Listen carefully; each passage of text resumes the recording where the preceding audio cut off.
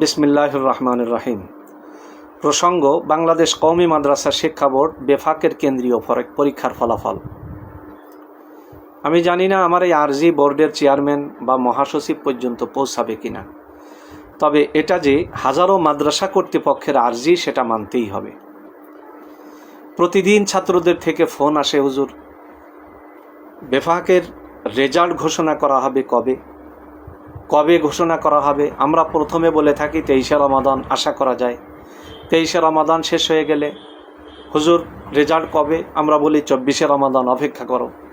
24শে রমাদান হুজুর কবে, আমরা বলি দেখা যাক দেখি 25, 26 কবে কখন দেয় মুরব্বীরা।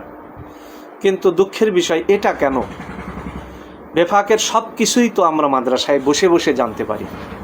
নিবন্ধন কবে থেকে শুরু হচ্ছে, কয় তারিখে শেষ হবে, নিবন্ধন ফিস কত, পরীক্ষার ফিস জমাদান কবে থেকে শুরু হচ্ছে, কয় তারিখে শেষ, পরীক্ষার ফিস কত, বিলম্বের মাসুল সহ সময় কতদিন আছে এবং সেই বাড়তি ফি কত দিতে হবে, সব কিছুই আমরা মাদ্রাসায় জানি।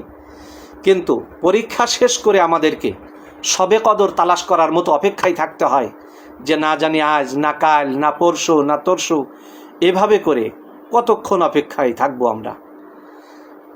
আমি আরজি পেশ করি, আমি কথা বলছি না যে রমাদানের 23শে রমাদানে বেফাকের রেজাল্ট দিতে হবে, কথা আমি বলছি না। 23শে রমজান যদি বেফাকের যদি জনবল কম থাকে তাহলে 24, 25, 26, 28 নিয়ে যান, তবে তার একটা তারিখ নির্দিষ্ট থাকা চাই। একটা তারিখ নির্দিষ্ট করে দেন, আমাদেরকে আমাদের সন্তানদের সামনে আর তুচ্ছ তাচ্ছিল্যের যেন না হতে হয়।